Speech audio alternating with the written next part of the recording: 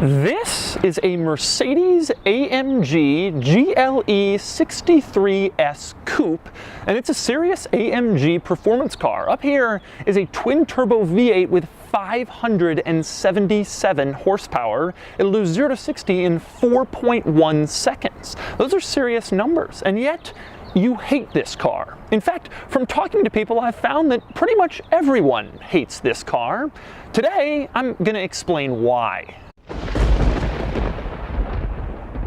I've borrowed this AMG GLE63 Coupe here in Los Angeles using Turo, which is this service that lets you rent cool and interesting cars instead of normal, boring airport rental cars. You can sign up for Turo if you click the link in the description below, and if you do that, you'll get $25 off your first rental. Unfortunately, I suspect you won't want to rent this because, well, everyone hates this car. But before I get into why, here's a brief overview.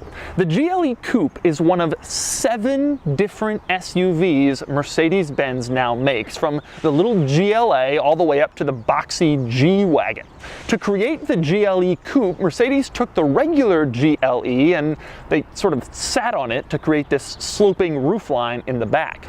Here in North America, the GLE Coupe is sold in 2 versions. There's the base level GLE43 AMG, and there's this, the AMG GLE63 Coupe, which starts at around $114,000. So anyway, today I'm going to show you around the GLE63 Coupe, and we're going to discuss why everyone hates it, and then I'm going to show you all of its interesting quirks and features, and then I'm going to get behind the wheel and drive it, and then I'm going to give it a Doug score.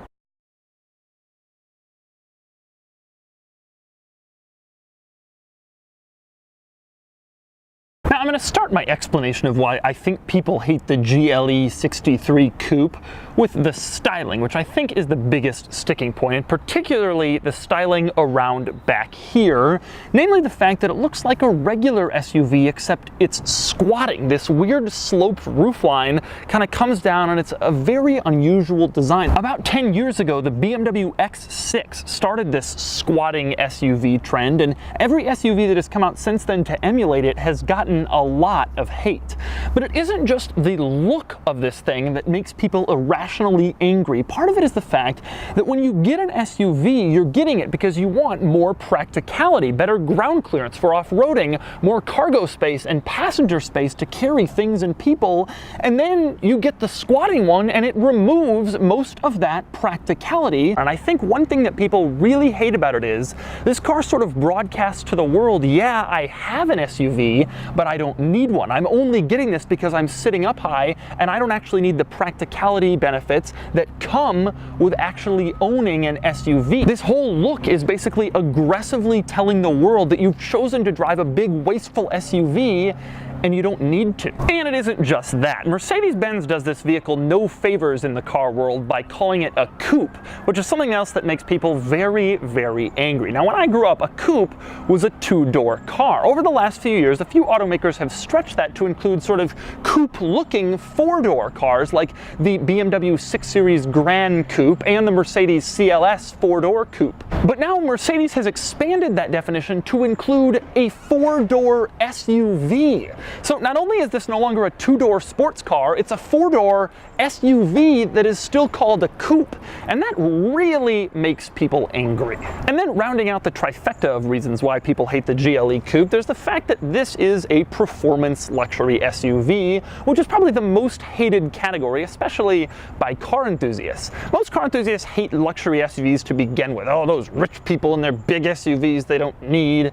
But then you add in a performance luxury SUV, and it really takes things to a whole new level. It's like, oh, those damn rich people and their big SUV they don't need. They could have just had a performance car. They're never going to use all the benefits of this thing. They don't need an SUV. People get so mad. Although I have to admit, when it comes to this vehicle and not using the full capabilities and people buying them just to show off, you have to kind of admit that car enthusiasts have a point. But anyway, moving on to the quirks and features, and I'll start with one especially unique quirk, and that would be the rear headroom. Now, owing due to the sloped roofline of this vehicle, the rear headroom isn't great. I'm 6'4" and sitting back here is fine, but I notice when I put my head back, it doesn't rest on the headrest, but rather on the roof of the vehicle, which isn't really the ideal situation. If I sit all the way back, my head is touching the top of the car and the back of my head is actually resting on the roof, which is unusual. I wouldn't necessarily want to be chilling in this thing if it rolled over. Next up, we move on to cargo capacity. Pop open the tailgate and you'll find that the cargo area is reasonably deep and fairly wide, but it isn't especially tall owing to the sloped roofline. In fact, the GLE Coupe has 40% less cargo room than the regular GLE. Maybe more importantly, the GLE63 Coupe is $10,000 more expensive than the regular GLE63. So you're paying 10% more for 40% less cargo room. It doesn't seem like an especially great deal unless you just want to show off that you have the coupe. Also worth noting, with the coupe version, the load floor is unbelievably high off the ground. It's like 3.5 feet up here. So if you're trying to carry some sort of heavy item and get it in the back, good luck.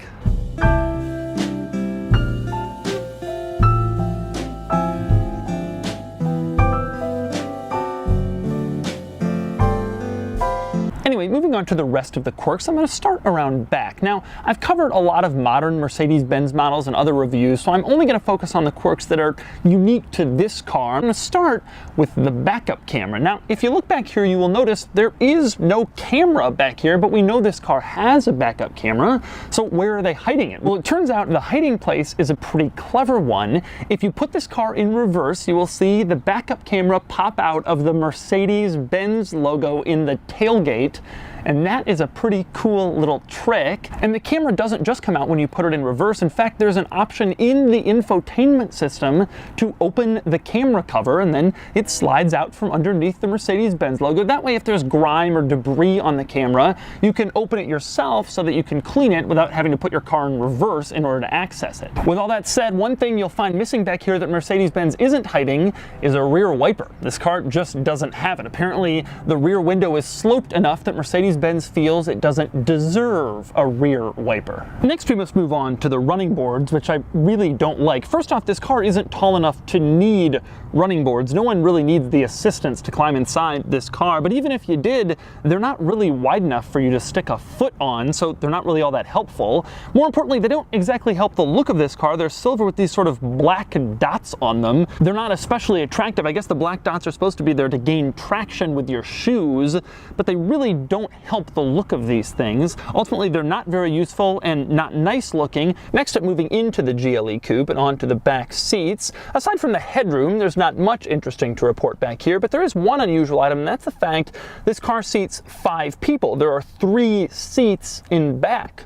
I say that that's unusual because most of these 4-door coupe vehicles only have 4 seats, 2 in the front and 2 in the back, but this one has 3 back here, so you don't give up all the practicality by getting the GLE Coupe. Another interesting item back here are the rear coat hooks. A lot of cars have rear coat hooks. Usually they're fixed in place, but in this car they deploy. You press them and then they are slowly and finely presented to you so you can hang your coat on them. Next up, moving on to the front, there are a couple of interesting quirks and features up here, one of which is the paddle shifters. In my own 2012 Mercedes-Benz and all the other older Mercedes-Benz models, they say plus and minus on them, but in this car they've changed them to say up and down. I wonder if people were getting confused about what plus and minus meant and Mercedes-Benz had to spell it out even more clearly. Next up, one interesting item that's worth mentioning is the hold function in this car, which is something I think a lot of Mercedes-Benz owners don't know about. Check this out.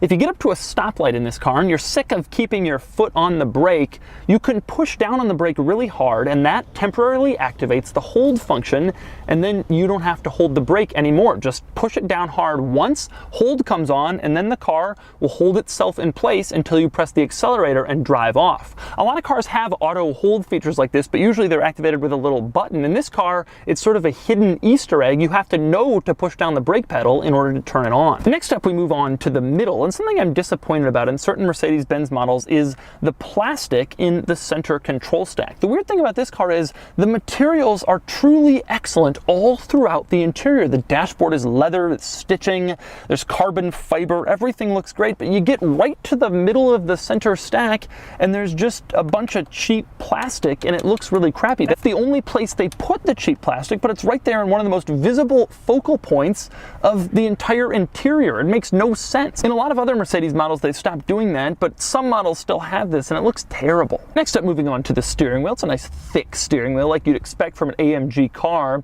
The interesting thing about this steering wheel is that at the top of the steering wheel in the middle, there's a little strip of white.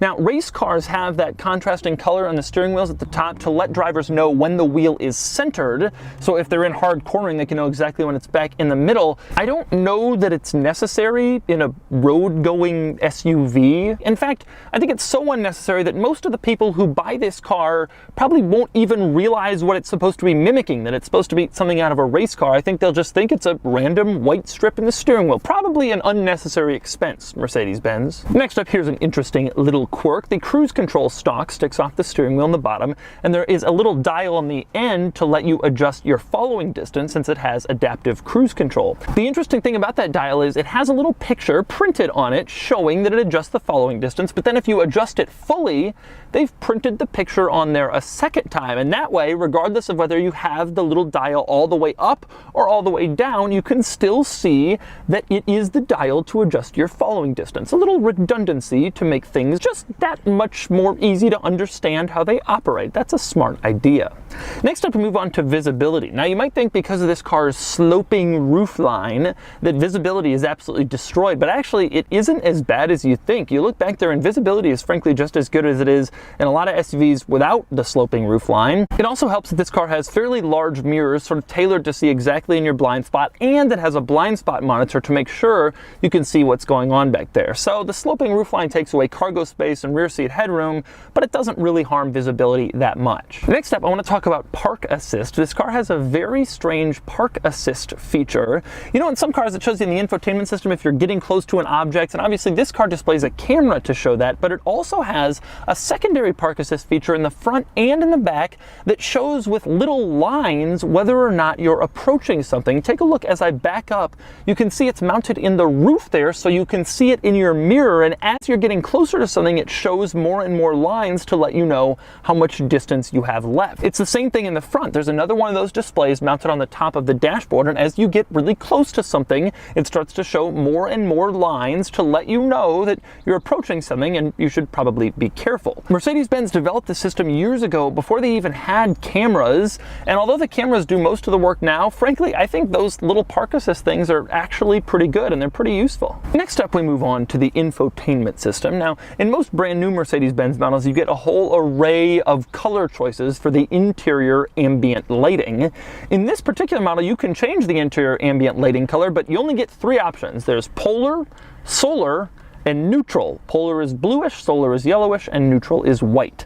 That's all you get, but at least you can change the colors if you wish. Next up, I really like this vehicle data screen, which shows various pieces of vehicle data. My favorite is that as you turn the steering wheel, it tells you exactly how many degrees you've turned it. Now, if you turn it to full lock, you can see it only goes up to 41 degrees, but I have noticed if you pull on it really hard, you can get it to go all the way to 43 degrees for a little extra steering enjoyment. You never know when those extra 2 degrees of turning circle might come in handy. Another interesting item, you can go into engine data and see real-time horsepower and torque numbers. As you rev the engine, you can see that the horsepower and torque numbers climb. The interesting thing about this is the gauges go up to 700 horsepower and 700 pound-feet, even though this car has only 577 horsepower and 561 pound-feet. Now, I can understand a speedometer goes up to 200, even though the car can't do 200 because they reuse speedometers in different models. But I mean, this is electronic. Can't you tailor it to each specific car rather than show the same gauge from an S65 and the GLE63? It's just a screen. Shouldn't that be pretty easy to adjust? You would think, but nevertheless, even if you're using full power in this car, there will always be a gap of about 130 horsepower between what you're using and what the screen shows you could be using if you had gotten a better car. And finally, another interesting item in the infotainment system is in the navigation system settings. If you go into the route options menu, it will allow you to choose how many people are in your vehicle. You could choose between just you, or 2 people, or 2 or more people. Now you might be thinking, why would you ever want to tell your car how many people are riding in it? How could that possibly matter for the navigation system? Well, the answer is HOV lanes. The car knows that there's an HOV lane that requires 2 or more people or 3 or more people, and so if you tell it how many people are riding in it, it can actually tailor the navigation route to the number of occupants in your vehicle, which is just crazy. The problem is it's kind of cumbersome to actually have to go in there every time you start a navigation destination and tell the car how many people are riding in it. Nonetheless, it's an option you can actually take advantage of. And so that's a tour of the AMG GLE63 Coupe. Now it's time to get behind the wheel and see if the driving experience is worth hating too. All right, driving the GLE63 Coupe. Now obviously the ride quality is a little harsh. It has these very thin tires on it, and it's an AMG performance car. Even in comfort, honestly, it feels a little harsh. Acceleration, I'm gonna floor it. It's quick, it's quite quick. That's just how it is. The throttle response is excellent when you're in sport mode. Ooh, but when you're in sport mode, man, that ride. It gets going quick. It feels very fast. It moves even from mid-range, even considering the vast size of this vehicle. I mean, it's not a full-size SUV, but it's a big, wide, lumbering SUV, and yet it still moves. If you're in sport mode and you press the accelerator, it hauls. Visibility really isn't so bad back there. You would think it is, but it's really not that bad. Over the shoulder is not great, but the mirrors are good. And honestly, most luxury SUVs these days are going with sort of these weird 3/4 looks. I mean, if you've been in a Lexus RX lately, you know that luxury SUV visibility is not what it used to be. Just driving along in traffic, it seems like a pretty rational and reasonable vehicle. I mean, it's a lot like any other AMG SUV, GLE AMG. It's a car you can use every day, whatever. It's also a car that's very fast, and it handles a little bit better than a standard GLE or X5 or whatever. I am a little bit disappointed in the handling in this car. I've been driving it for a little while now. It's fine. The steering is pretty vague. It's not especially sharp, and you don't really feel like you can push it hard through corners. It's a big, heavy vehicle. I guess I'm a little disappointed. I should have known that it wouldn't be great considering its size and SUV, but I have an AMG station wagon, and I kind of thought it would feel like that, but actually you do feel the added heft and the added size. I think when people buy the AMG GLE63 specifically, they're mostly buying it for the straight line acceleration and to be cool and have the top of the line GLE coupe. I don't think anybody's really buying it for handling. It's nice and quiet in here, even for an AMG car. It feels nice and quiet and removed from the road. It feels like a luxury car. I mean, you spend $120,000 and you want certain things, and Mercedes has delivered them quite well. And so that's the Mercedes AMG GLE63 Coupe. I don't get the hate for this car because, frankly, it has a wide market appeal. It's perfect for anyone who lives down a dirt road, so they need the ground clearance of an SUV, but they don't have kids and they don't ever carry anything because the cargo room isn't all that good, and yet they need a performance car because they take their SUV on the racetrack and they have a budget of 6 figures for a new car. This is literally tens of people, and we should stop hating on their car of choice. Anyway, now it's time to give it a Doug score. Starting with the weekend categories and styling, the GLE63 Coupe just doesn't look good. It's a weird design, it's not handsome, it gets a 4 out of 10. Acceleration does 0 to 60 in 4.1 seconds, which gives it a 7 out of 10. Handling is fine, but only fine, and it gets a 5 out of 10. Fun factor is okay, but this car is mostly about bold styling and a big engine, and it gets a 6 out of 10. Cool factor is really low. Most car people I know abhor this car, and regular people don't seem to want to let it in traffic, and it gets a 3 out of 10 for a total weekend score of 25 out of 50. Next up are the daily categories. Starting with features, it's fine, but a bit behind the latest and greatest, and it gets a 6 out of 10.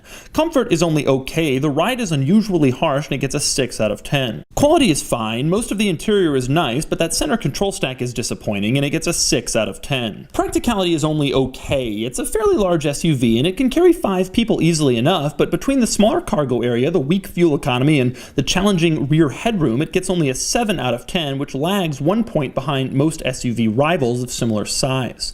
Finally, value, and it's hard to call this car a good one. It'll drop in value quickly, and it's very expensive for what it is, and it gets a 5 out of 10 for a total daily score of 30 out of 50. Added up, and the Doug score is 55 out of 100, which places it near the very bottom of the luxury performance SUV world, even below the Jaguar F-Pace S, which I thought was very mediocre. The GLE Coupe is built for a very specific type of consumer.